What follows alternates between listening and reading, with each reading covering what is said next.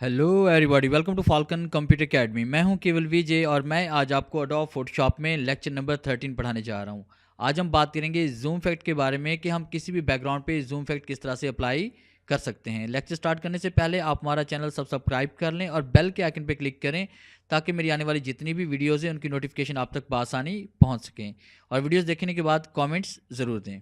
Start करते हैं आज का लेक्चर। सबसे पहले वो पिक्चर ओपन करेंगे जिसके बैकग्राउंड पे हम ये इफेक्ट अप्लाई करना चाहते हैं। आप फाइल पे आएंगे, ओपन पे आएंगे। ओपन पे क्लिक करने के बाद मैंने कुछ पिक्चर यहाँ पे डेस्कटॉप पे रखी हुई हैं, तो मैं कोई पिक्चर यहाँ पे सिलेक्ट करूँगा और उसे ओपन करूँगा। ओपन करने के बाद देखिए पिक्चर मेरे पास यहाँ पे ओपन हो चुकी है। अब पिक्चर ओपन करने के बाद मैंने यहाँ पे जूम इफेक्ट अप्लाई करना है। मैं चाहता हूँ कि इसके बैकग्राउंड पे जूम इफेक्ट अप्लाई हो, इस पिक्चर पे अप्लाई ना हो, तो इसके लिए मुझे सिलेक्शन करनी पड़ेगी। तो सबसे पहले हम यहाँ पे क्लिक करेंगे। क्लिक करने के बाद आपने क्विक सिलेक्शन पे क्लिक करना है। क्विक सिलेक्शन पे क्लिक करने के बाद कंट्रोल स्पेस बार का आप यूज़ करें और जूम इन करें।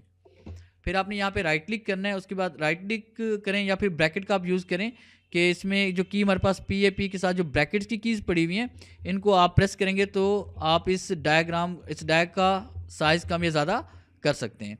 फिर यहाँ पे क्लिक करते हैं। क्लिक करने के बाद देखिए आपने यहाँ पे क्लिक करते हुए इसको आपने सेलेक्ट करना है इस तरह से क्विक सिलेक्शन टूल के ज़रिए। तो ये सिलेक्शन आपने यहाँ तक करनी है। सिलेक्शन कर लेने के बाद देखिए हम इस पिक्चर को भी सिलेक्ट कर लेते हैं साथ में।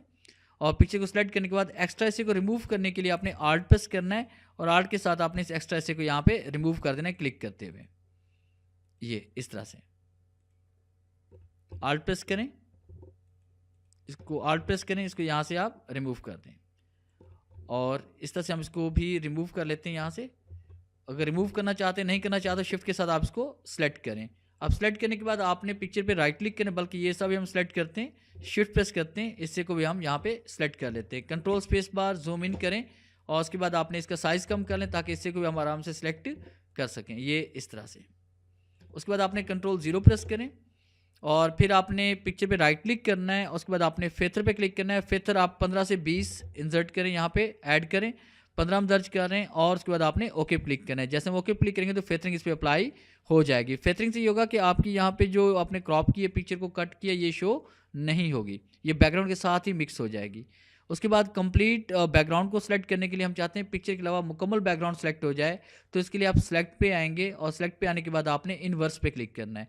तो देखिए आपके पास अभी यहाँ पे पूरा बैकग्राउंड सेलेक्ट हो चुका है। अब इफेक्ट अप्लाई करने के लिए आपने फिल्टर पे आना है। फिल्टर पे क्लिक करने के बाद हम यहाँ पे क्लिक करेंगे इसमें बिलर पे, और बिलर पे क्लिक करने के बाद हमने यहाँ पे क्लिक करना है इसमें रेडायल बिलर पे। और उसके बाद आपने रेडायल बिलर में आपने यहाँ पे अमाउंट 100 कर देनी है और यहाँ पे जूम पे क्लिक करेंगे और बेस्ट पे क्लिक करना है। और उसके बाद आपने जूम किस तरफ से आप इफेक्ट अप्लाई करना चाहते हैं, लेफ्ट से, राइट से, टॉप से, बॉटम से। हम बॉटम से अप्लाई करना चाह रहे हैं, सेंटर से। और उसके बाद हमने क्या किया, इसे ओके कर लिया। जैसे हम ओके क्लिक करेंगे तो देखिए यहाँ पे इफेक्ट आपका अप्लाई हो चुका है। अगर इसी इफेक्ट को आप रिपीट करना चाहते हैं तो कीबोर्ड से कंट्रोल F प्रेस करें, ये इफेक्ट आपका दोबारा रिपीट हो जाएगा। और उसके बाद आप कंट्रोल D प्रेस करें, सिलेक्शन आपकी यहाँ से रिमूव हो जाएगी। तो ये था हमारा आज का लेक्चर जिसमें मैंने आपको पढ़ाया कि हम जूम इफेक्ट किस तरह से अप्लाई कर सकते हैं। अगर आपको हमारी ये वीडियो अच्छी लगी हो तो काइंडली से लाइक करें, शेयर करें और कमेंट्स ज़रूर दें।